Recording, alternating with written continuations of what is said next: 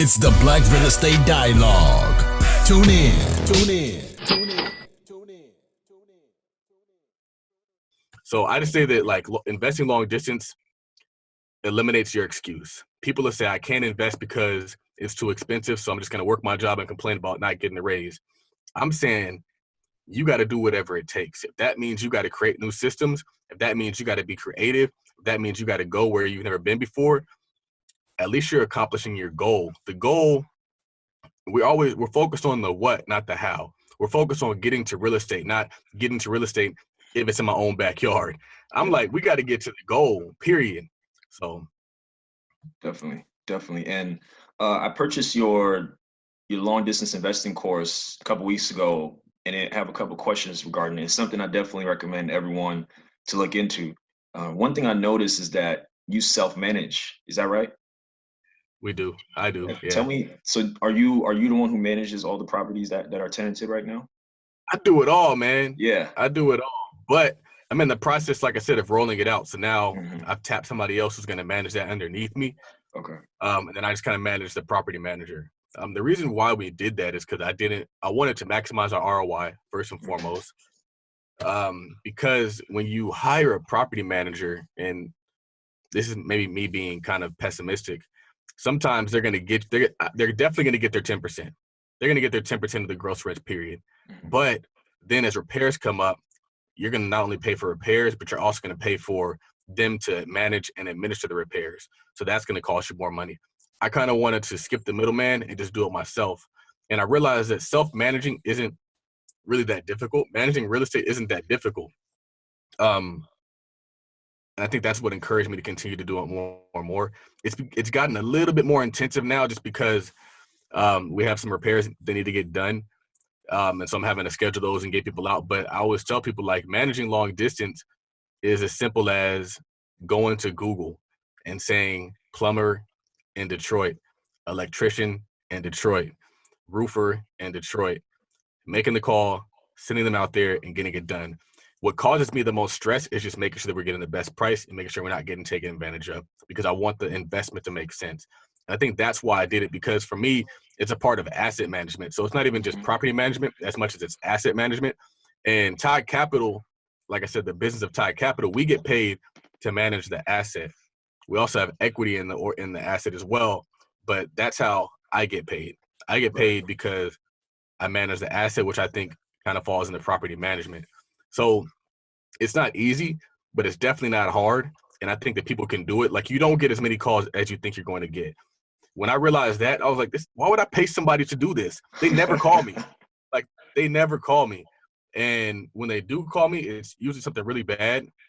I can't imagine, like, we've had some rough patches, but a lot of times you also have to train your tenants.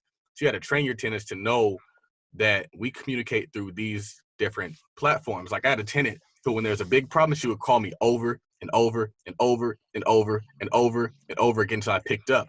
And I told her, I was like, don't do that. You call, you leave a message, we'll have somebody call you back. And so she started doing that, and now we're cool. And so I think that a part of it is just training your people.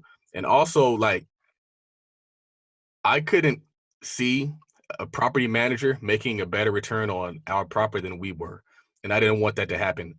And so I think that a lot of times people will hire property management out of fear. And I would encourage you to do it yourself for at least 6 months, or do it yourself for at least 3 months, and then see if you can do it. It's really not that difficult. You'll find ways to get things done. So the way we would fill properties is we use different apps. And so we use an app called Avail. I think I mentioned that on the course. And then we also use an app called Rent-A-Links, which advertises to all the different like Zillow, Redfin, so that you can get your listing out to people, just like if you were like a brokerage service. And then we have these, what else do we use? I think that's pretty much it on the software side, but we try to get everybody to do everything through the software portal. And I was going to say something about just in collecting rent. When we collect rent, at first we thought we were going to collect it, everybody paying it through our online portal, but a lot of times people don't really have computer access. And so they just drop it in our Chase account. So we have a national bank, and there's a Chase on like almost every other block in Detroit. So they just drop it in there. So it's not, like I said, it's not easy, but it's not hard. but I'd rather keep that money, especially as we scale. It's like you have 10 doors cash flow, that's $1,000 a month I'm just giving to somebody else to take phone calls that aren't really that annoying. And if we're keeping it 100, they never really call you. And as we scale, it's going to get even easier to handle these difficulties. So I don't want to give somebody that money for free. I hear you. And are y'all focused on a certain part of Detroit, or are your properties kind of spread among several different neighborhoods? So we're kind of scattered out there. As we buy stuff, the goal is to buy things on that block. So if we're rehabbing a house right now, and next to it is like some homes that should be bought.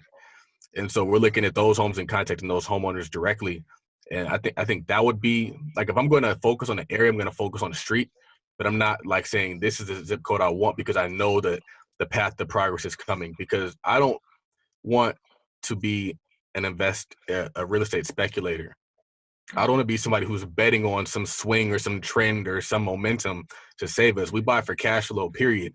And if we get appreciation, great. But I'm not buying for appreciation, because that's how people get stuck, especially when they start leveraging. And so for me, I'm not so in love with picking and choosing zip codes or picking and choosing this. I'm just like, do the numbers make sense? Because we buy, like Jay Morrison said, we buy numbers. We don't buy real estate. We buy numbers. We don't buy zip codes, even though a zip code is kind of a number. But if the numbers on the deal make sense, that's what I'm looking for. I want to make sure that it's going to cash flow, ideally $500 a month, and it's going to give us at least a 40% ROI. If we can get at least a 40% ROI, that's what I want. Are you looking for a community of like-minded individuals and access to experts in real estate? Yeah. Are you interested in real estate but need more support and guidance? You know who it is? The Black Real Estate Dialogue presents the Real Estate Investing Community. No matter how much or how little real estate experience you have, we've created a community for you because your perspective is important. All right, tell me, where's the number one place where you can do Q&A with experienced guest speakers 2 times per month? How about unlimited access to past guest speakers' recordings? What about a private Slack channel to engage in daily discussion with everybody in the community to share resources and support each other? Head on over to blackrealestatedialogue.com. That's blackrealestatedialogue.com. It's the real estate investing community presented by the Black Real Estate Dialogue. Come join us today. Next up, you decided to go out of state and buy property in Cleveland. Can you talk to us about why you chose Cleveland and kind of how your deals worked from there? Sure. Well, like I said, like LA prices are crazy. So I started exploring markets like first Baltimore. Like Baltimore, I love the architecture of those houses over there. So I was really seriously looking at that area, but the repairs and rehabs are kind of intimidating for me because I'm still kind of a beginner with rehabs. And then I started looking in the Cleveland and the Detroit market, and the numbers there made sense. And it was basically between Detroit or Cleveland. And I picked Cleveland because honestly, I knew someone that had a property out there, and they referred to me their realtor and their property manager, and I was able to get those connections a lot faster. So Cleveland just worked out. And I just so happened to have come across like a wholesale deal in East Cleveland, which ended up being a really big project, but I ended up purchasing it for $13,000. It was a single family home in East Cleveland. Had a Section 8 tenant, was renting, netting about $600 a month. And I still think it was a great deal. I mean, after a year, the tenant left, and so now I'm in the process of rehabbing it. But other than that, like, it's been pretty good. And then after that, I purchased actually a few months later, I purchased a fourplex in the Cleveland, North Collinwood area with the agent referral that I got from my friend. So just kind of like, it all came together so well that I was just like, okay, I guess I'll try Cleveland. Definitely. Yeah. That's cool. And what was the purchase price for the second property? It was $69,000. Okay. And did you finance that one? I did. I got a conventional mortgage for that one. If funny thing is the first one, 13K one, I got actually used a personal loan to purchase that property. I got a $35,000 personal loan with the thought like, okay, I can get 2 properties with this loan. The monthly payment is about $600 for 7 years. It was kind of a risk, but it was a risk I was willing to take because I didn't have a lot of debt at the time. So it was like, okay, I'm willing to, financially, I was willing to take on those. So, so I used that 13K from that loan to purchase the single family for 13K. And then that was perfect because it was $600 a month, which is pretty much paying for that personal loan by itself. So after a few months, seasoned that personal loan a bit, I was able to use that to help with the down payment purchase of my fourplex.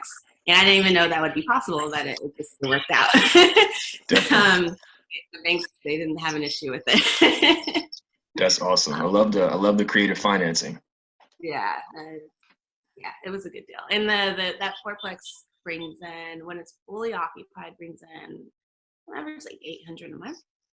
Each unit it's super cheap to live there. Each unit rents like $495. So 495 times 4. I'm not really good at math, but it was about like $1,600. I don't know. Wow. And then that's awesome. And so, yeah. I mean, it's they're all like, their pieces of their like work had to be put into them, but they're still rentable. But like, I found that with those type of properties, there are constantly things popping up that I kind of have to deal with. But also a really good thing about, if you have a good property manager at a state, like if it's, like a seasoned company, you don't have to pay those big expensive upfront. They'll typically let the next month's rental income cover those big expenses. So it's not as like a urgent panic situation. If it's like, oh, $750 repair on plumbing, you need to do it this month, you have the funds, let's do it. And then I can either say like, okay, I'll just give you $750, or we could take it out of next month's rent. You guys just cover it for now. And that's something I didn't know was an option until it happened, which I think it's super helpful. Definitely. And as far as like the repairs and stuff when tenants move out, do the property managers help to coordinate that with contractors and just take care of that? Oh, that's great. All they do is tell me if the repair is going to cost more than like $300, and then they take care of it. Because because I honestly have never been to Cleveland. Yeah. So I'm glad. So I wouldn't know where to start, but I'm glad that they are able to handle that. Definitely. Ideally, they're Definitely. So I really like the fact that you got your house hacking here, but then you also went long distance. And a lot of people are afraid of going long distance, and you haven't even been to Cleveland, but it's working out for you. You're making money. Can you talk about any fears you had going out of state? Did you have any fear? Or you were like, you know what, I'm just going to do this? Yeah, I mean, there's always going to be an unknown. I'm sure there's still stuff that I'm going to find out later, like that I'm going to be like, oh, I didn't know that was a thing. But it's always stuff like everything, it has a solution. So I've just learned to just go with it and keep learning and taking these experiences as lessons. For example, like the single family home was the 13K property in East Cleveland wasn't all perfect. I found out it needed lead abatement, which can cost up to like $19,000. But I also was able to do some research, and I was able to get some grants and pay very minimal on that repair. So, so stuff like that. And yeah, so I mean, I guess why I was so comfortable like going out and looking in Cleveland is because when you're shopping for houses in LA, you barely have time to see these houses. Well, you have to put an offer because the market's so competitive. So there'd be times where I see a new properties on the market, the numbers make sense. Okay, talk to my agent, let's put an offer. And I mean, if I saw it, like what more can I'm not a contractor. I'm not going to catch those those things like, oh, this is lead paint. We can't use, I'm not going to catch that. That's what I'm expecting for. So you don't necessarily I took that mindset to when I was shopping in Cleveland. I guess I was just used to it at that point. And I was just thinking, okay, if I do see a property and it makes sense, get an inspector. And they'll be able to pretty much help you and help you avoid those bad scenarios. Definitely. And I agree. And can you talk more about the grants that you were able to get for some of the work that was done? I wasn't aware that you could do that at all, or especially out of state. Can you talk more about that? Totally. So what happened was I got a letter in the mail from Cuyahoga Health Department saying, oh, like, I guess the past tenant, there was a kid who ate a chip of lead paint. I know this is like probably one of my worst nightmares. They ate a chip of lead paint and got sick. They're fine. But they're saying you need to remove all the lead. And this has happened before I bought the property. So like, make sure you guys check that before you purchase. Anyway, so I was totally like, okay. First I panicked, but and then I went into like, okay, let's figure this out mode.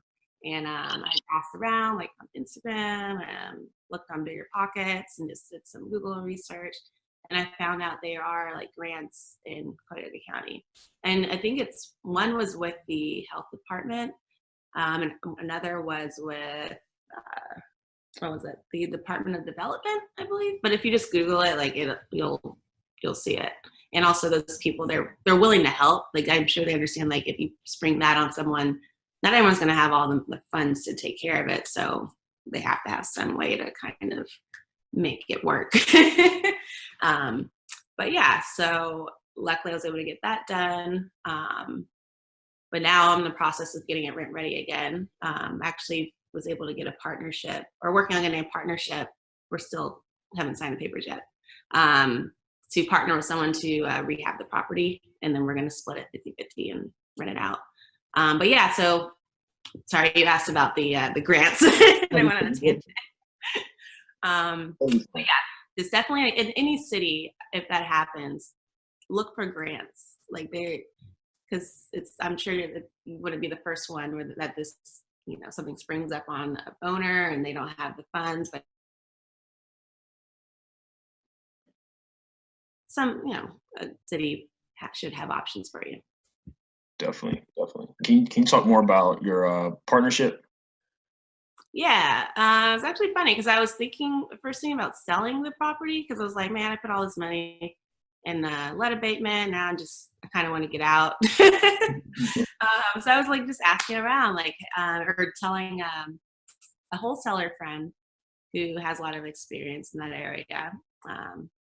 She then actually, she gave me the advice that I was asking, and then she offered to partner with me. I think she just saw the potential in the property as well. And basically, I guess the plan is she will pay for the rehab and we'll split it, like the rental income 60-40. I would get 60, she would get 40. And then after a year, if I'm if I'm not, so I'm just like, okay, let's try it out.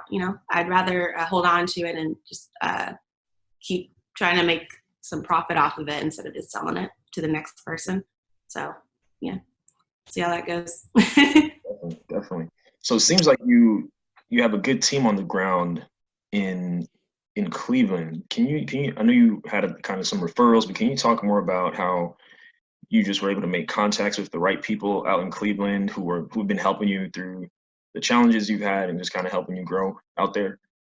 Sure. I mean, mostly it's just been my property managers.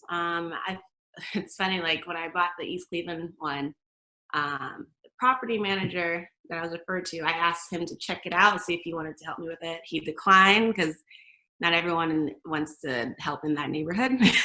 But then he then said, hey, I'll let you know if I find other properties. I come across a lot of really great rental properties. And he's actually the one that showed me the fourplex, or brought the fourplex to the table. And I purchased it from him. Actually, it was his. Wow. I purchased it from him. And he is the property manager. So, and then I found the other property manager that wanted to work in East Cleveland through a friend on Instagram. So just asking around. And I started following a lot of people like the Key Resource. I'm sure you heard of House Hunter, Nita. So just following all those people and then following those people that I see that are actually in the same field. And just like, it's crazy how like social media can just builds a whole new way of networking. But yeah, a lot of the help I found has been on social media, including Bigger Pockets. Yeah. But yeah, I would say most of the help I do get is just from the property managers. Yeah. Definitely. So just finding a solid property manager, I think, is key if you want to go out of state. Absolutely. Absolutely. So are you looking to what are you looking to do from here as far as like growing your portfolio? Are you planning to stay in Cleveland? Are you looking into other markets? Well, at this point, I'm kind of, I don't want to say taking a break, but I'm working on just streamlining all of my properties, just getting the systems in order so it can become even more passive. And in the meantime, also, I'm just working on some other entrepreneurial projects that are totally unrelated to real estate. But I think I see myself in maybe 2 to 3 years getting back out there, purchasing probably more rentals in Cleveland. Because, I mean, the deals are great out there. And then hopefully I get to a point where I can buy in LA again. But yeah, I've kind of taken a break just to work on some other passion projects. Definitely. And I lost track. How many doors are you at now? Oh, just 9. 9. Okay. It's 3 properties, 2 fourplexes, and 1 single family. Awesome. I mean, what are some other entrepreneurial ventures you're working on? Oh, well, working on a hair product. Okay. It's something very niche. I won't get into it, but it's basically like a brush that only people with certain hair would kind of understand the need for it. It'll come out soon. I'll put it on my Instagram, but also a website to help with finding like job shadowing experiences. I found that people would probably like to pay for things like, say I want to open a restaurant, but I've literally never seen the operations inside a restaurant. This would be a site where you find a restaurant owner, experienced owner, buy their time, shadow them for a night, pick their brain. Yeah, so that's kind of a website I'm working on. Hopefully it launches within probably by 2020. But yeah, it's a big undertaking. So I'm just kind of focused on that right now. Absolutely. I smell a big conglomerate coming. Yeah. Real estate, hair stuff, and this other awesome venture. That's great. Yeah. And what will be a piece of advice you would give to someone who is just starting out and wants to invest in real estate and they're not sure where to begin? Oh, okay. Not sure where to begin. If it's your first time, I would look into FHA. Take advantage of first-time home buyer programs, as well as NACA, and start with house hacking. I think that's the best way to just help stack your cash up to get to the next property.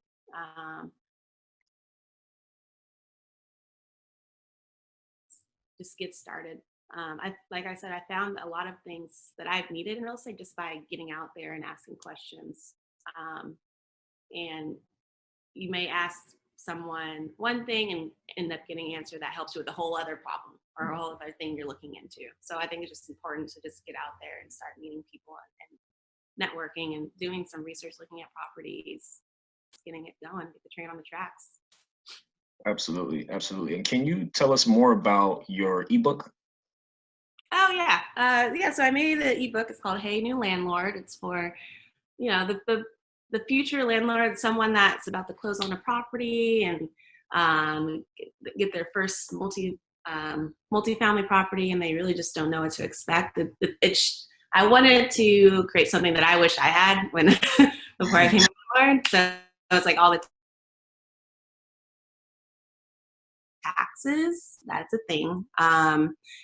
So I don't know if you've heard of them. Have you?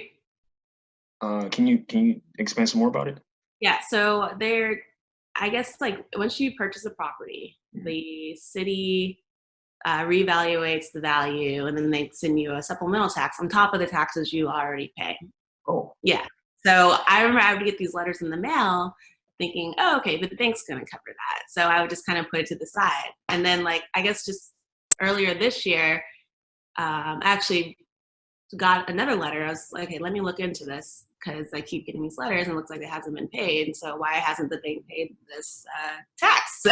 So basically, the bank doesn't cover that. The mortgage payment doesn't cover that tax. So if you get a letter in the mail called supplemental tax, it is your responsibility to pay it. So just look out for that. So that's stuff I didn't know. Some people might say, oh, that's common knowledge, but it wasn't for me. So I put stuff like that in there. And also, like, as simple as getting the outdoor lights. Like, I had no idea, like, I was supposed to pay, this is going to sound so dumb, but I didn't know I was supposed to pay, like, the outdoor lights. So I had my tenants walking in the dark, not realizing for, like, the first 2 months I lived there. So I had to put that into my name as well as the lights in the unit. So stuff stuff that I didn't think was common knowledge. It might seem like common sense to some people, but you know. But what else was there's a lot of like tips. Also, like how you track your expenses. How I do it, what works for me, and how I deal with that during tax season. And yeah.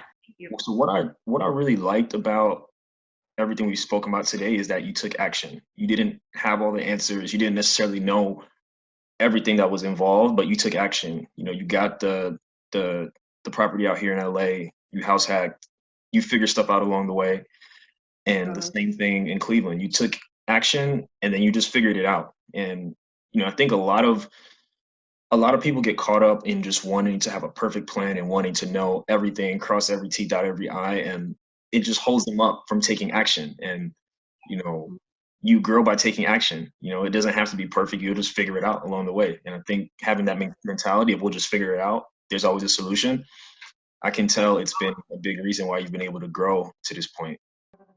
Hi everyone, Sam here from the Black Real Estate Dialogue.